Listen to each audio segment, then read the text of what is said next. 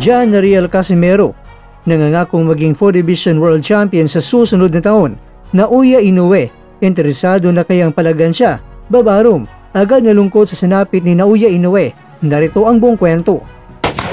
Buong kumpiyansang idineklara ng dating 3rd Division World Champion na si John Riel Casimero na susungkitin niya ang ika-4 na world title sa darating na taon. Inihayag ng 36 anyos na boksingerong Pinoy na determinado siyang makagawa ng malakas na impresyon upang muling mapasabak sa isang mega fight kontra sa monster ng Japan na si Naoya Inoue.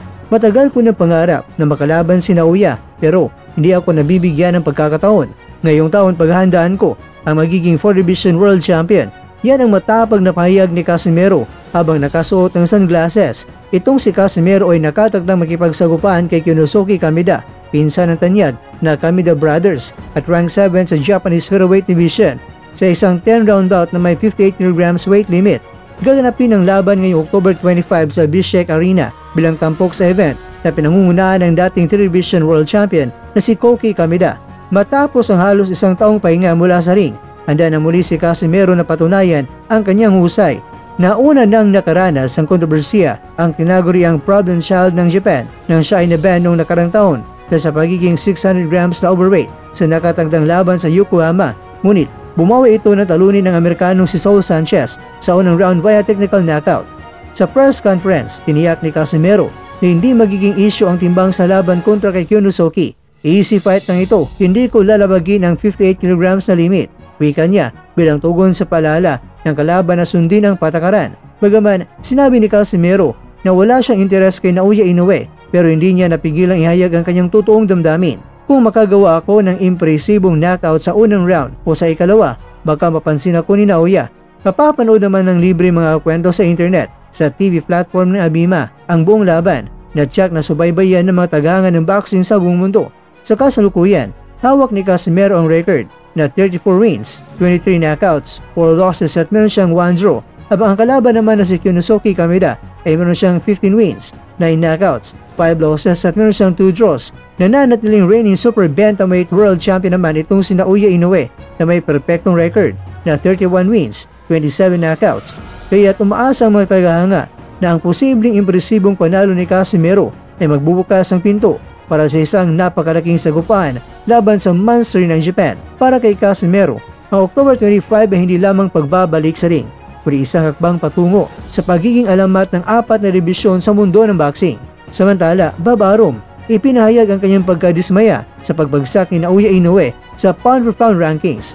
Isang nakakagulat na pahayag ang inilabas ng kilalang top-rank promoter na si Babarum matapos bumaba sa ikatong pwesto si Naoya Monster Inoue sa pinakabagong pound-for-pound ranking ng Ring Magazine. Sa kabila ng kahangahangang panalo ni Inoue laban kay Murodjon Akhmadalib ng Uzbekistan, nalampasan pa rin siya ni Terence Crawford ng Estados Unidos na muling umakyat sa unang pwesto matapos ang kanyang makasaysayang panalo kontra yan kay Saul Canelo Alvarez ng Mexico, habang pumapangalawa naman si Alexander Usyk ng Ukraine. Sa isang post sa social media, ibinahagi ni Arum ang kanyang larawan kung saan magkasama sila ni Inoue sa ibabaw ng ring na may nakasulat na Best Fighter in the World at Unbeatable. Malinaw na sinusuportahan ang pahayag ni Inoue na siya ang pinakamagaling na boksingero sa kasalukuyan.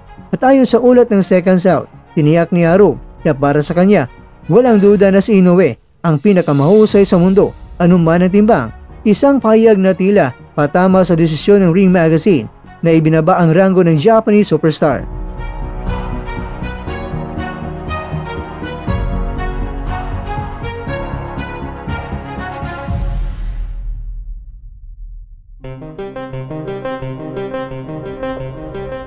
Mga kakwento, kilala si Bob Arum bilang co-promoter ni Inoue at matagal ang naniniwala ng 4 na dibisyon na world champion ay hindi lamang isang pambansang yaman ng Japan, kundi isa sa pinakamahusay na boksingerong nakita niya sa buong kasaysayan. Well, kwento ni Lolo Babian. Ano naman ang reaksyon niyo mga kababayan?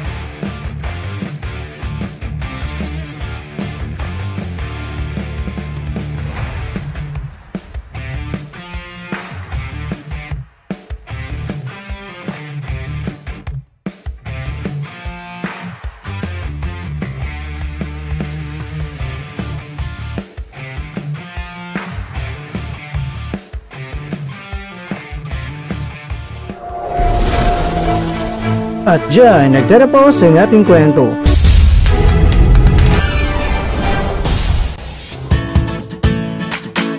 Maraming salamat mga kakwento sa inyong panonood. Pero baka naman mga kakwento ay nagustuhan niyo po ang kwento natin ngayon.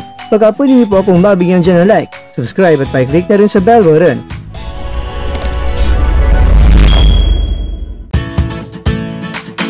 Pero bago tayo tatapos mga kwento, syempre, shoutout po muna tayo dyan sa ating mga kakwento. Kay kakwentong Alfred, kay kakwentong Edson Campa, kay kakwentong Almer Novencido, at kakwentong nanonood ngayon, shoutout sa iyo dyan. Bueno, hanggang dito na po muna ang ating kwentuhan. At abangan nyo na po ating susunod na video. At dito lang po yan sa isang channel na kung saan maaring ito'y mga kwentong di pa na kwento sa inyo.